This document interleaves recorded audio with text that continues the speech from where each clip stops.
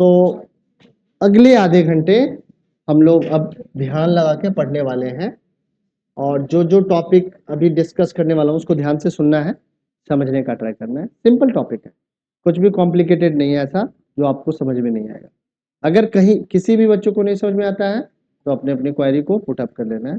कुछ बच्चे ऑनलाइन भी हैं, ऑनलाइन में भी जो स्टूडेंट्स हैं उनको भी अगर समझ में नहीं आएगा तो उनको आप लोगों को अपना अपना क्वेरी पुट अप कर लेना है। साथ में जितने भी ऑफलाइन स्टूडेंट हैं वो तो मेरे साथ में ही है, तो उनके साथ तो कोई दिक्कत आने वाली ही नहीं है। अगर उनका ध्यान भी इधर उधर होगा तो मैं बता दूंगा कि आपका ध्यान इधर उधर जा रहा है, प्लीज ध्यान दे दो पढ़ाई पे। ठीक है, तो स्टार्ट कर लेते हैं। तो आज का टॉपिक है हमारा, सबसे जो पहला टॉपिक हम लोग डिस्कस करने वाले हैं वो है आइसोमेरिज्म। ठीक है, अब समझते हैं कि आइसोमेरिज्म क्या है। शायद ये वर्ड आपने पहली बार सुना होगा, इससे पहले ये वर्ड आपने नहीं सुना होगा, तो इसका मीनिंग समझते हैं कि ऑर्गेनिक कंपाउंड में इसका क्या मीनिंग है, या कह सकते हैं ऑर्गेनिक केमिस्ट्री में इसका क्या मीनिंग है। ठीक है, तो कह रहा है कि कार्बन कंपाउंड्स और ऑर्गेनिक कंपाउंड्स, कार्बन कंपाउंड्स को हम लोग क्या कहते हैं, ऑर्गेनिक कंपाउंड भी कहते हैं। कहीं पर भी अगर ऑर्गेनिक वर्ड आपको देखने को मिल रहा है तो पहले आपको दिक्कत हो सकती थी, बट अब आपको मालूम चल गया कि जो कार्बन के कंपाउंड होंगे उनको हम लोग ऑर्गेनिक कंपाउंड भी कह सकते हैं। ठीक है, सो organic compound with the same molecular formula, क्या कह रहा है, ऐसा ऑर्गेनिक कंपाउंड जिसका मॉलिक्यूलर फार्मूला क्या हो, सेम हो, can show the different structure, but जिसका स्ट्रक्चर क्या हो, डिफरेंट हो। ठीक है, ऐसे ऑर्गेनिक कंपाउंड जिनका मॉलिक्यूलर फार्मूला सेम हो बट स्ट्रक्चरल फार्मूला क्या हो, डिफरेंट डिफरेंट हो, the different and hence different properties, इस स्ट्रक्चर के डिफरेंट होने के कारण इनकी प्रॉपर्टीज भी क्या हो जाएगी, डिफरेंट हो जाएगी। This phenomenon is called isomerism, इस फेनोमेनन को हम लोग आइसोमेरिज्म कहते हैं। And the compounds are called isomers, और ऐसे कंपाउंड को हम लोग आइसोमर्स कहते हैं। ठीक है, अब अल्केन ग्रुप का एक कंपाउंड है हमारे पास C4, सबसे पहला हम लोग ले लेते हैं C4H10। अब ये कौन सा कंपाउंड है अल्केन ग्रुप का, आप लोग बताओ प्लीज, यहाँ पे ध्यान दे दीजिए प्लीज। ठीक है, ये अल्के हाँ क्या बुक में है, अभी प्लीज यहाँ पे ध्यान दे दो, बुक में बता दूंगा कहाँ पे। ठीक है, तो यहाँ पे ध्यान से सुन लो।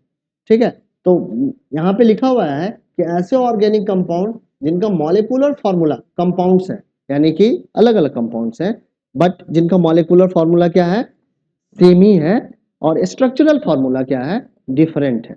इस कारण से स्ट्रक्चर के डिफरेंट होने के कारण उनकी प्रॉपर्टीज भी क्या हो जाएगी, डिफरेंट हो जाएगी। और इसी फिनोमिनन को, इसी इवेंट को हम लोग क्या कहते हैं, आइसोमेरिज्म कहते हैं, और जो कंपाउंड है अलग अलग उनको आइसोमर्स कहते हैं।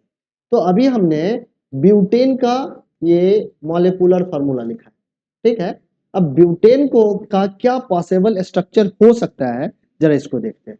तो एक ब्यूटेन का मैंने स्ट्रक्चर देखो इस तरीके का बनाया है, ये 4 कार्बन हमने एटम लिंक किए और साथ में हाइड्रोजन के एटम लिंक कर दिए यहाँ पे। तो एक तो स्ट्रक्चर आपका ये हो, ठीक है, समझ में आया। तो ये नॉर्मल ब्यूटेन है, ये हमारा कैसा ब्यूटेन है, तो एन ब्यूटेन है, तो इसको कहते हैं नॉर्मल ब्यूटेन। अब क्या है, ब्यूटेन का और भी एक स्ट्रक्चर बनाया जा सकता है। यहाँ पे कितने हाइड्रोजन एटम है, तो 10 हाइड्रोजन एटम है। जब काउंट करोगे तो 10 हाइड्रोजन एटम मिलेंगे और 4 क्या मिलेंगे, कार्बन एटम मिलेंगे। एक और तरीके से मैं इसका स्ट्रक्चर ड्रॉ कर सकता हूँ चाहूँ तो, 1 2 3 और चौथा कार्बन हमने यहाँ पे लिंक किया है। ठीक है, अब यहाँ पे क्या है कि एक हाइड्रोजन यहाँ, एक हाइड्रोजन यहाँ, तो यहाँ पे मैं हाइड्रोजन लिंक कर रहा हूँ। तो इस तरीके से हमने यहाँ पे हाइड्रोजन लिंक कर दिया। ठीक है, सो अब देखो इस तरीके से भी जो ये हमारा ऑर्गेनिक कंपाउंड है, या कह सकते हैं जो अल्केन है, ये अल्केन में कितने कार्बन है, तो 1 2 3 4, यानी कि ये ब्यूटेन ही है। ठीक है, और कितने हाइड्रोजन है, तो 1 2 3 4 5 6 7 8 9 10। सो इन दोनों ही ऑर्गेनिक कंपाउंड का केमिकल फार्मूला तो C4H10 ही होगा, बट दोनों का स्ट्रक्चर क्या है, अलग अलग है। तो ये दोनों ही ब्यूटेन के क्या है, आइसोमर्स है, और ब्यूटेन क्या कर रहा है, आइसोमेरिज्म प्रॉपर्टी को दिखा रहा है। यहाँ पे समझ में आ रही है बातें, तो इसका नाम कुछ बदल जाता है, इसको कहते हैं हम लोग आइसोब्यूटेन। इसको क्या कहते हैं? आइसोब्यूटेन। सो ये दोनों ब्यूटेन के आइसोमर्स हैं। कभी भी अगर पूछा जाए कि ब्यूटेन के कितने आइसोमर्स होते हैं, तो आप कहेंगे कि 2 आइसोमर्स होते हैं, एक नॉर्मल ब्यूटेन है और एक आइसोब्यूटेन है। ठीक है, ये आइसोमर क्यों है? क्योंकि इन दोनों ऑर्गेनिक कंपाउंड का मॉलिक्यूलर फॉर्मूला तो एक ही है, बट इनका स्ट्रक्चरल फॉर्मूला क्या है? डिफरेंट है।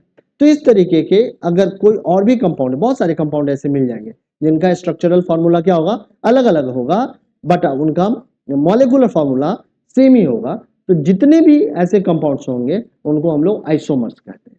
ठीक है, तो जनरली आपके क्लास में ब्यूटेन के बारे में ही पूछा जाता है।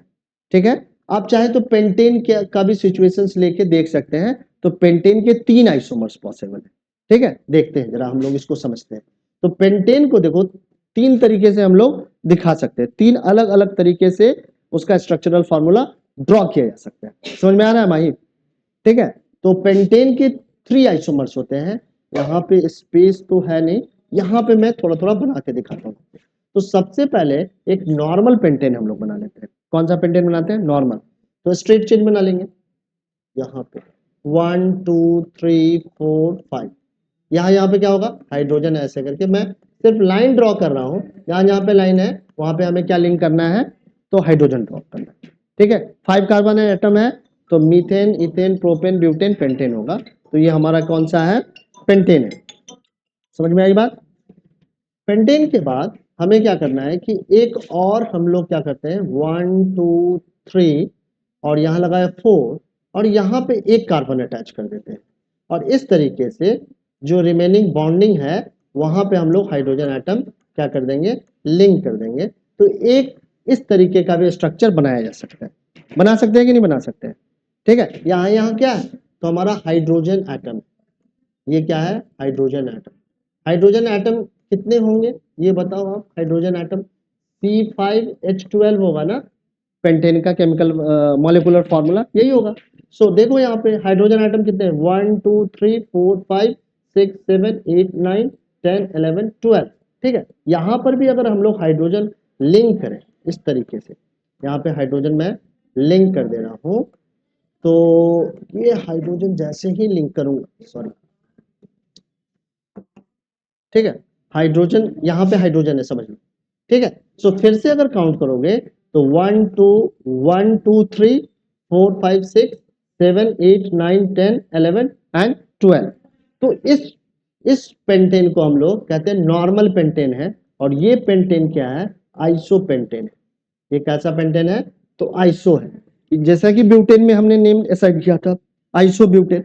बट पेंटेन की सिचुएशन में, ब्यूटेन की सिचुएशन में 2 ही स्ट्रक्चर पॉसिबल है, लेकिन पेंटेन की सिचुएशन में हम लोग क्या कर सकते हैं? 3 स्ट्रक्चर ड्रॉ कर सकते हैं। एक और भी स्ट्रक्चर पॉसिबल है पेंटेन का। ठीक है, यहाँ पे एक कार्बन, दूसरा और ये तीसरा। एक कार्बन इधर लिंक करेंगे और एक कार्बन इधर लिंक करेंगे। अभी नंबर ऑफ कार्बन एटम्स कितने हो गए? 5 हो गए। ठीक है, अब जरा हम लोग हाइड्रोजन को इस तरीके से यहाँ लिंक कर लेते हैं। तो हाइड्रोजन एटम अगर मैं काउंट करूं, यहाँ पे हाइड्रोजन है, यहाँ हाइड्रोजन है, यहाँ हाइड्रोजन, इस तरीके से मैंने हर एक जगह पे हाइड्रोजन को लिंक किया है। तो अब अगर आप देखो तो हाइड्रोजन एटम कितना है? 1 2 3 4 5 6 7 8 9 10 11 12। तो अभी भी इन तीनों ही ऑर्गेनिक कंपाउंड का केमिकल फॉर्मूला क्या रहने वाला है? तो C5H12 ही रहने वाला है, क्योंकि carbon, number of carbon atom कितने हैं? 5 है। ठीक है, नंबर ऑफ हाइड्रोजन एटम कितने हैं? 12 है। बट यहाँ पे इन तीनों ही ऑर्गेनिक कंपाउंड का आप देख रहे हो स्ट्रक्चरल फॉर्मूला क्या है? अलग अलग है। इसीलिए इस कारण से इनकी प्रॉपर्टीज भी क्या हो जाएगी? डिफरेंट हो जाएगी। तो इस पेंटेन को हम लोग कहते हैं नियो पेंटेन, NEO, नियो। ठीक है ना, नियो पेंटेन। समझ में आई बात? तो ये नियो पेंटेन है। तो पेंटेन के 3 आइसोमर्स एग्जिस्ट करते हैं। ठीक है, समझ में आई बात या नहीं आ रही है? तो आपको यही 2 एग्जाम्पल याद रखना है आइसोमेरिज्म में। ठीक, समझ में आया या नहीं आया? आगे बढ़ सकते हैं? किसी बच्चे को कोई भी कंफ्यूजन है तो बताओ। जितने ऑनलाइन स्टूडेंट्स हैं, क्या उनको कोई डाउट है? हाँ पूछो। हाँ, ये तो, हाँ ये ब्रांच वाला नहीं कुछ, नहीं, ऐसे लिख दिया है, इसका मतलब यहाँ पे एक कार्बन लगा दो, इधर एक कार्बन लगा दो। लिखने का वे अलग अलग हो सकता है, but meaning it's same, meaning different नहीं है, मीनिंग एक ही जैसा है। ठीक है, समझ में आई बात आइसोमेरिज्म की?